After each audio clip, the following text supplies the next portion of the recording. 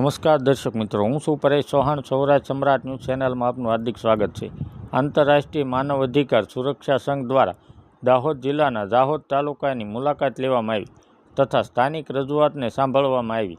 તારીખ 28/9/2025 રવિવારના રોજ આંતરરાષ્ટ્રીય માનવ અધિકાર સુરક્ષા સંઘ ગુજરાત પ્રદેશ અધ્યક્ષ દ્વારા પ્રાપ્ત થયેલ રજૂઆતના અનુસંધાને દાહોદ જિલ્લાના ઝાલોદ ખાતે રૂબરૂ યોગ્ય નિરીક્ષણ કરવામાં આવ્યું અને નિરીક્ષણ દરમિયાન સકારાત્મક અને સંવેદનશીલ માહિતી પ્રાપ્ત થતાં અરજદાર શ્રીમતી શોભનાબેન ડામોરની રજૂઆતને ધ્યાને લઈ ઝેડકો કંપનીની બિનકાયદાકીય પ્રોસેસ સામે અરજદારના તમામ પુરાવાઓ એકત્રિત કરી નીચલી અદાલતમાં કેસ દાખલ કરવા અને વકીલ મારફત ઝેડકો કંપનીને આ સંવેદનશીલ મુદ્દાના ખુલાસા માટે નોટિસ દ્વારા ખુલાસો માંગવામાં આવશે.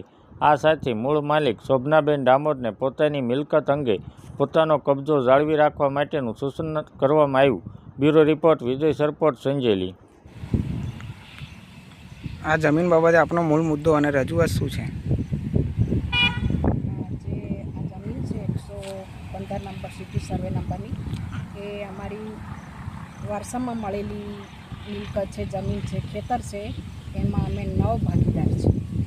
પછી અમને પૂરી માહિતી અમને મળેલ છે કે અમારું આ જે ખેતર છે તેમાં એ ઝેડકો કંપનીવાળા પ્રશાસનનો દુરુપયોગ કરી અને અમારી જમીન પડાવવાની કોશિશ કરી રહ્યા છે એવું અમે જાણ્યું છે. એટલે અને અમારી પાસે પૂરતા પુરાવા છે કે આ જમીન અમારી છે. અને આ 5મી અનુસૂચિ છે. એમાં એ કોઈ કલેક્ટર કે કોઈ અને કેન્દ્ર સરકાર કે રાજ્ય સરકાર કોઈની 1 ઇંચ પણ જગ્યા નથી. અને એ અમારી જમીન પડાવીને ઝેડકોવાળાને આપવાના કાવતરા થઈ રહ્યા છે એવું અમે પૂરી માહિતી અમારી પાસે છે. તો એ બાબતે અમે વકીલને રોકી અને એમને પુરાવા આપી અને કલેક્ટરશ્રીને પણ લેખિતમાં નોટિસ આપેલી છે.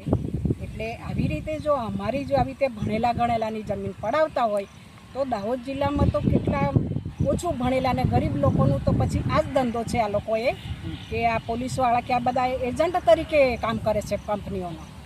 એટલે અમે એક દાખલો બેસાડવા માંગીએ છીએ અને આ જમીન કોઈ પણ સંજોગોમાં અમે આપવા માંગતા સુપ્રીમમાં પણ અમે જઈશું અને મને સુપ્રીમ કોર્ટ કે તમામ મને એમના પર પૂરેપૂરો ભરોસો છે.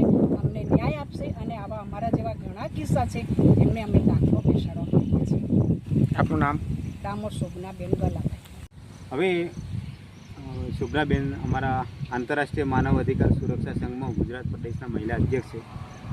બેનની રજૂઆત પ્રમાણે અમે જોયું, આ એપ્લિકેશન અમારી સંસ્થામાં આવી અને અમે લોકોએ અભ્યાસ કર્યો અને અભ્યાસના આધારે અમને એ જાણવા મળ્યું કે આ જે જમીન છે એ જમીનના મૂળ માલિક શોભનાબેન ડામોર અને અન્ય બીજા 8 વ્યક્તિઓ છે.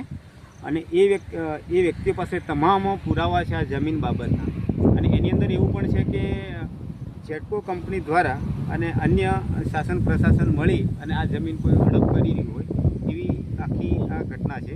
હવે એની અંદર મારું તો કહેવાનું એટલું છે કે માનવ અધિકારના નિયમ પ્રમાણે અને માનવ અધિકારના નાતે હું એટલું કહી શકું આમાં કે સરકારે, શાસન અને પ્રશાસને બંને આમાં વિચાર કરવું જોઈએ કે ખરેખર માનવ અધિકાર વિરુદ્ધના આ બધા સરકારી કામકાજ થઈ રહ્યા છે.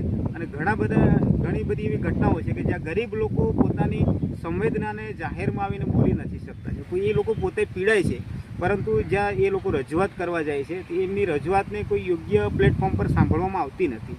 માટે આ તો ઠીક છે, શોભનાબેન છે અને આવા અન્ય ઘણા બધા અરજદારો આવી તમામ ઘટનાઓથી પીડાતા હોય છે અને એ તમામ અધિકારોથી પણ વંચિત રહી જતા હોય છે.